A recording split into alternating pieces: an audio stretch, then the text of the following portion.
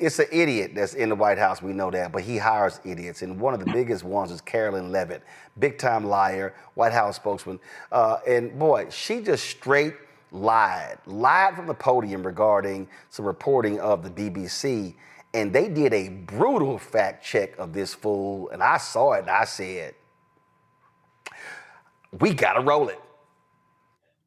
On Tuesday, White House Press Secretary Karoline Leavitt was asked about reports that Israeli forces had killed Palestinians near an aid distribution centre in Gaza. Her reply was an attack on the BBC and was repeatedly false. We don't take the word of Hamas with total truth. We like to look into it when they speak. Unlike the BBC, who had multiple headlines. They wrote, Israeli tank kills 26, Israeli tank kills 21, Israeli gunfire kills 31, Red Cross says 21 people were killed in an aid incident, and then, oh wait, they had to correct and take down their entire story, saying we reviewed the footage and couldn't find any evidence of anything. This contains a mix of misrepresentations and untruths. When speaking, Karoline Leavitt held up a printout. It showed a post on X by a student activist.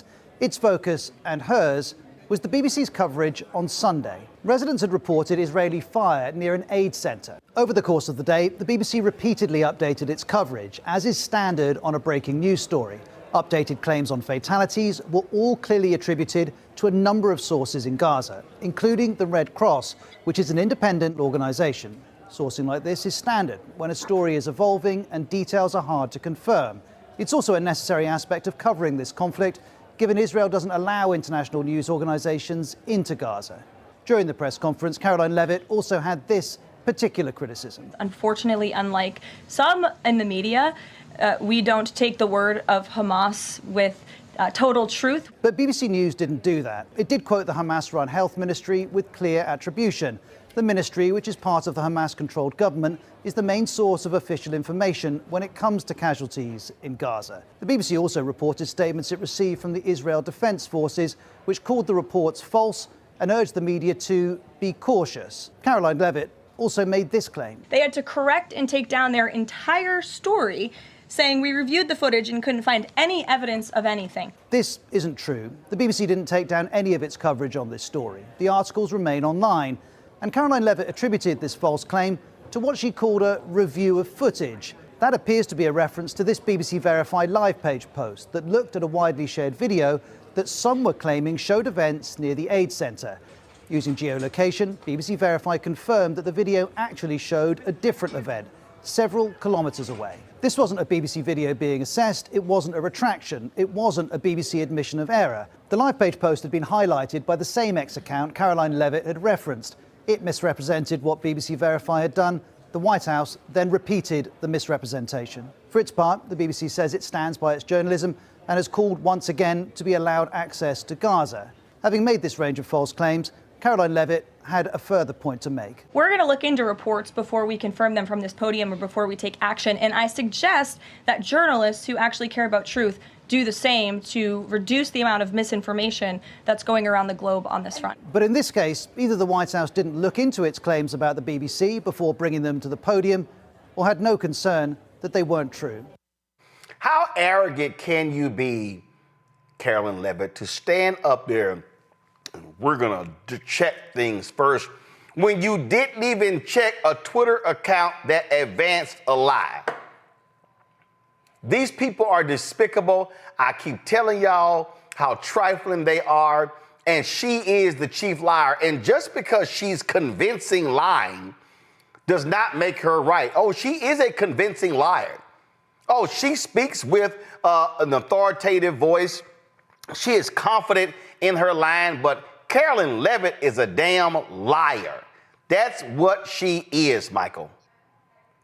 Oh, absolutely. And she is the spokesperson for the liar-in-chief who the Washington Post documented in his first term in office, told over 30,000 lies and false and misleading statements. And yeah, it really is. It takes a lot of unmitigated gall to stand there and try to chastise the media when she's up here speaking, representing for Mr. 200 trade deals. Donald Trump, who claimed they've made 200 trade deals in the last few months. Okay, where is that?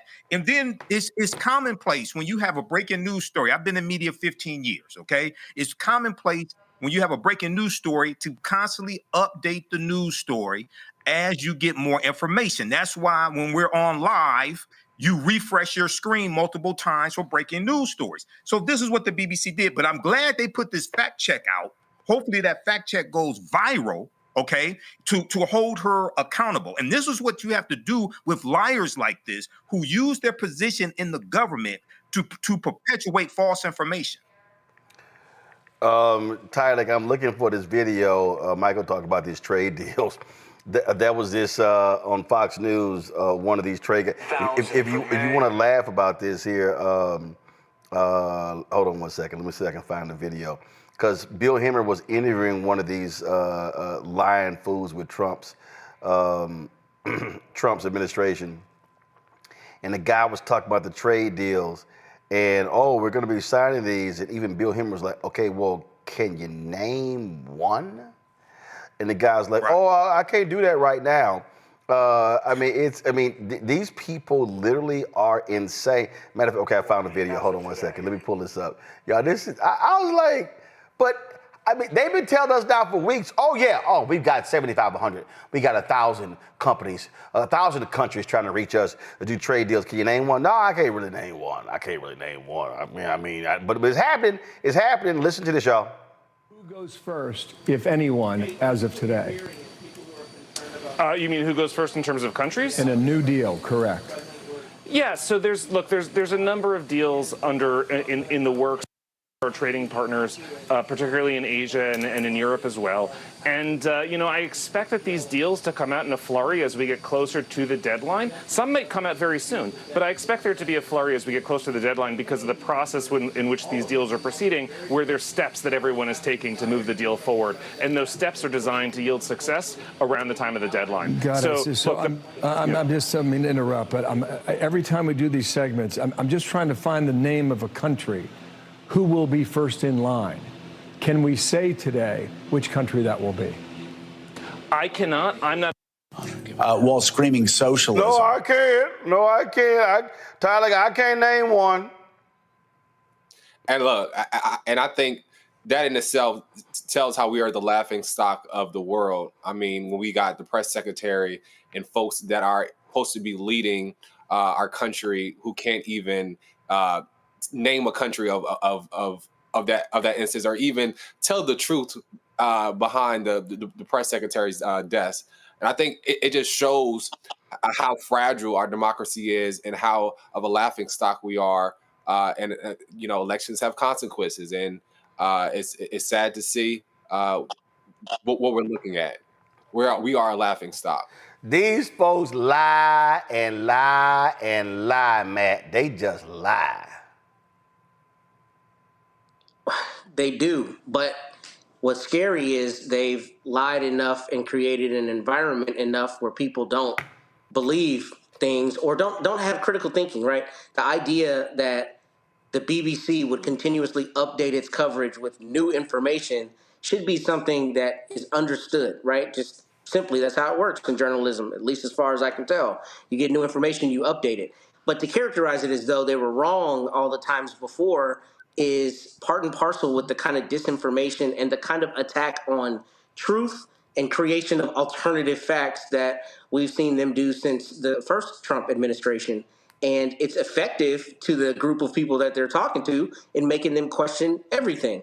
It's really ridiculous. And frankly, it is part and parcel with exactly what we saw with COVID.